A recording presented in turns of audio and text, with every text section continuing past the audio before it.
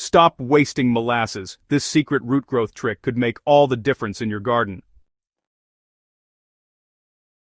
If you've ever poured molasses into your soil because you heard it's good and then wondered why nothing magical happened, you're not alone. I've been there too. For years, many gardeners, including myself, used molasses the wrong way, wasting a powerful soil tool without realizing it. Today, on Soil Stories, I want to show you how to stop wasting molasses and start using it intentionally, especially for one overlooked benefit that can completely change your garden: explosive, healthy root growth. This is not hype. This is soil biology. Once you understand what molasses actually does underground, you'll never look at it the same way again. Every strong plant starts with strong roots. We often focus on leaves, flowers, and fruits because that's what we see, but roots decide everything. They control how much water a plant absorbs, how many nutrients it can access, and how resilient it is during heat, drought, or disease pressure. Weak roots mean weak plants, no matter how much fertilizer you apply. The secret most gardeners miss is that roots don't grow alone. They depend on soil life, especially beneficial microbes, to extend their reach and unlock nutrients. This is where molasses comes in, and this is also where most people misuse it. Molasses is not a fertilizer. Let me say that clearly because this misunderstanding causes most of the waste. Molasses does not feed plants directly. Instead, it feeds soil microorganisms, bacteria, and fungi that live around plant roots. These microbes are the workforce of healthy soil. When they are active and well-fed, they break down organic matter, convert nutrients into plant-available forms, and form symbiotic relationships with roots. Some even act like extensions of the root system itself. Molasses is basically fast energy for these microbes. It's rich in simple sugars and trace minerals which wake up dormant microbial populations and push them into action. But, and this is crucial, if you add molasses when the soil has nothing for microbes to work on, you're just giving them sugar without a job. They burn it quickly, then crash. That's wasted molasses. Here's the real secret. Molasses works best when roots are actively growing or about to grow, and when organic matter's already present in the soil. When used at the right moment, molasses boosts microbial activity right at the root zone, encouraging fine root hairs and stronger root branching. These fine roots are what actually absorb nutrients and water. With active microbes nearby, plants release more root exudates, natural sugars that signal cooperation. The microbes respond by releasing nutrients and growth-promoting compounds. This creates a powerful feedback loop underground. That's the trick. Molasses doesn't grow roots, it creates the conditions that allow roots to explode with growth naturally. Timing matters more than quantity. Molasses is most effective during early growth stages, after transplanting, and during recovery from stress. When seedlings or transplants are establishing themselves, their roots are searching aggressively for connections.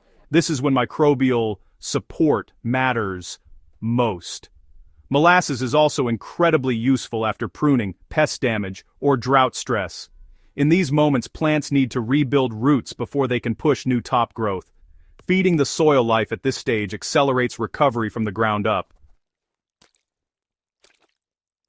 Using molasses on dormant soil or during cold, inactive periods is another common mistake. Microbes slow down when temperatures drop, so adding molasses then does very little. Save it for warm, biologically active soil. Less is more.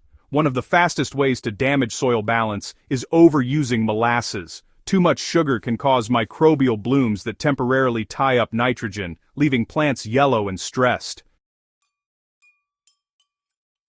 A small amount diluted in water is all you need. The goal is to gently stimulate microbial activity, not shock the system. Apply it as a soil drench, focusing around the root zone rather than spraying leaves. This ensures the sugars reach the microbes that matter most. Molasses works best when combined with compost tea, or organic mulches. These provide long-term food sources for microbes, while molasses acts like the spark that ignites activity. Without organic matter, molasses is a short-lived boost with little lasting effect. One of my favorite things about molasses is how it supports mycorrhizal fungi indirectly. These fungi form networks that connect to plant roots and dramatically increase nutrient and water uptake. They thrive in biologically active soils where bacteria are already busy. By feeding bacteria with molasses, you create an environment that supports fungal growth too. Over time, this leads to better phosphorus availability, improved drought tolerance, and stronger root systems that reach deeper into the soil. This is especially important for fruiting crops like tomatoes, peppers, maize, and root crops. Once these fungal networks establish, plants become more self-sufficient and resilient. One mistake I see often is using molasses as a weekly routine without observing the soil. Soil tells you when it's alive. Earthworm activity, crumbly structure, rich smell. If your soil already shows strong biological activity, constant molasses use adds very little benefit.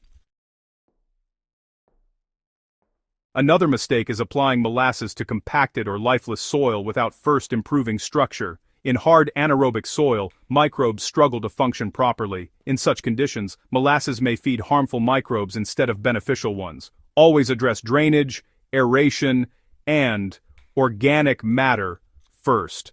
Finally, avoid using molasses as a replacement for balanced nutrition.